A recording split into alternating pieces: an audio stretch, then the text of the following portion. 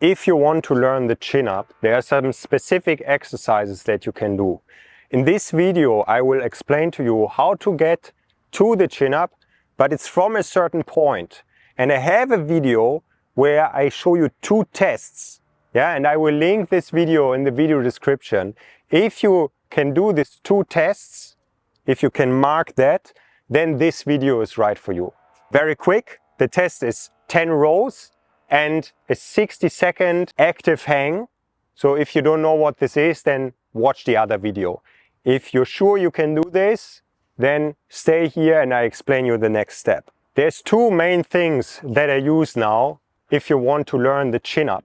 Actually, what I show you will also be very important for everyone that already can do a few chin-ups, because the technique that many people use is not very good. So let me show you the technique of the chin-up first. What I do is from a full hang, like really dead hang here, fully relaxed, I go into the active hang. So I pull the shoulder blades down. Now I will lean back and bring my elbows close to the rib cage, and then I will close the elbow angle. Yeah, and if I'm on the bar, I will touch the bar here. On the rings, that's obviously not possible. From there, I will open again, bring the elbows away from the rib cage. You see, I'm still leaned back. I'm still with the shoulder blades depressed.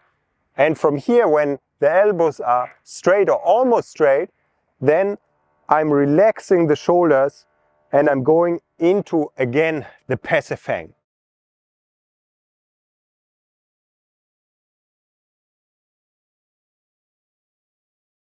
Notice, for us, a chin-up has very clear standards. It starts in the passive hang, fully locked elbow, goes all the way up, yeah, complete elbow compression here, and all the way down. Everything else for us would be at least not a standard chin-up. We do all sorts of variations, but when we test someone how many chin-ups you can do, then this is how we do it. And you see many people doing all sorts of things, but that's not how we do it, because we do serious work. This way that I just explained to you, you can do in the normal chin-up, but also in this exercise that I will show you, which is the chin-up eccentric. Have a look. We will start like that. Mariana will jump up, and the first thing that she needs to be able to do is to hold the top position. So jump up and hold the top position.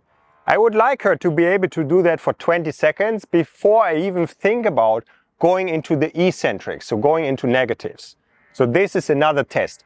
If she cannot do that, she will need to practice this. If she can not even do a few seconds, she will do again more rows, or, thank you very much, Mariana, or she can do this exercise with a little bit of support. Yeah, like her feet lightly touching the ground. That's also okay. If she can do 20 seconds in that at least, then we can start to do eccentrics. For this, she will jump up again, or if she lacks the possibility to jump up because it's too high, she lacks the jumping power and the strength, I will help her. So we simulate that so you can have a look. Have a look here. So whoop, I bring her up, and now she tries to go down, she tries to go down over the full range, but with a very homogeneous speed. The same speed over the whole range. Notice also the end, where she very slowly goes into the passive hang. This is where many people don't do it well. Yeah, they go a little bit side by side, or they just fall through. And then many people, at some point, they're able to do chin-up from 90 degrees, but they cannot do the bottom part because they never practice the bottom part properly. So it's very important you do that correctly. Yeah, if you slow down in the last few degrees when you go into the passive hang, that's good. This is where you are allowed to slow down, but you're not allowed to accelerate. So you saw, this was around, I would say, 12 seconds, something like this. A chin-up eccentric can be anything between 7 seconds and 30 seconds. And within one training, you would do around 6 to 25 repetitions. Yes, there is a huge range because it depends on your work capacity and how long a set is. If you do very quick ones, like you don't have a lot of strength, then you need to do more reps. But if you do reps of 30 seconds, then you can deal with doing less reps in a training. So I would try to accumulate something between 20 to 40 seconds in one set. So that can be in one repetition, that can be 5 repetitions, doesn't matter.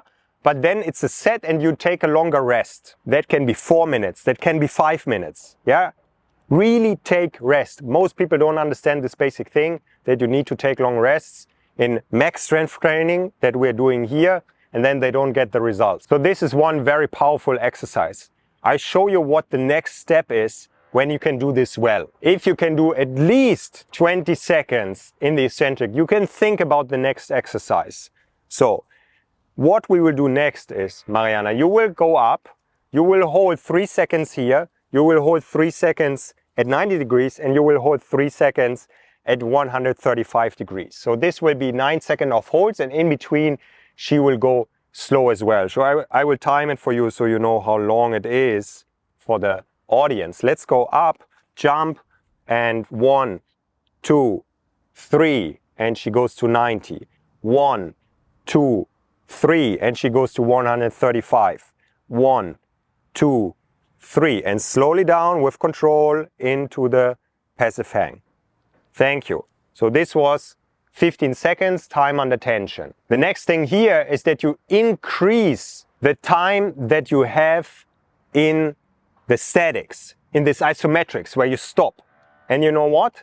The most important one of this is the 135 degrees, because this is where people struggle, in exactly that position. So if you can bring this up to 10 seconds and even 10 seconds here, 10 seconds there, 10 seconds there, then you will be very close to a chin-up, or you will be already able to do a chin-up. It's very likely that you're able to do a chin-up if you can do that. So to make that clear again for you, you start with eccentrics, once you can hold up here for 20 seconds, and then you can do eccentrics plus this statics in the eccentric. But there is another thing, and I would recommend to train both at the same time. The only thing is, to do this correctly, you need a partner. And I know many of you are training alone. It's not a great idea. And I tell you, if you have a training partner, your life will be much better. So another good reason to get a training partner is to do this exercise that I'm showing to you. So she will hang, and I will here at the waist help her to pull up. So, and go. The eccentrics she can either do alone without me, or I will help her. Usually we do something like 3 repetitions on this one.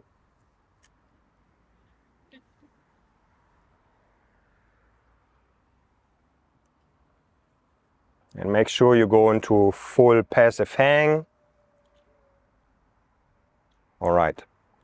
The nice thing about this, if you do that with a human, is I can be very attentive to how much help does she need, how much support does she need. And through the trainings, I will give less and less, and this will allow her to learn the chin-up. It's very nice to combine that with the eccentrics. If you don't have a partner, what can you do? Because it makes sense to practice the whole motion, also the concentric with less load. You can use an elastic band. So you strap the band and you put your feet inside, or you put the rings very low and you put your feet on the ground. It's just that this doesn't work very well because you will usually press a little bit too much with your feet. But if you have nothing else, you can use that as well. Okay, here's a tip for you that will make a difference if you're practicing with the rings. For many, it is way too difficult to have these rings here that are moving. Yeah, that's a huge challenge. So you either do it on the bar or you do it on one ring. So you will do everything with your both hands gripping one ring. And that will be much easier because you don't need to stabilize so much. So have a look, you can just hang like that, pull up and go down. And all the exercises that I show you also work on just one ring. So this is what I recommend for beginners. All right, check out the example workout in the video description. I recommend to train 2 or 3 times per week. This is usually what does the trick for people. Now, don't go away yet because I have one more important thing to tell you. If you can, you do a practice where you need to pull. This will help you tremendously in learning the chin-ups. And for me personally, you learn the chin-up to do practices in the real world where you need to pull. That's one reason. Another reason is the stability in the shoulder girdle, your overall health, and so on and so forth. But if you are interested in climbing and bouldering, that's a great pro, because this is a practice where you do all sorts of pulling in all sorts of angles, and you benefit from working with all sorts of angles and really putting into your brain this pattern of pulling in all these situations.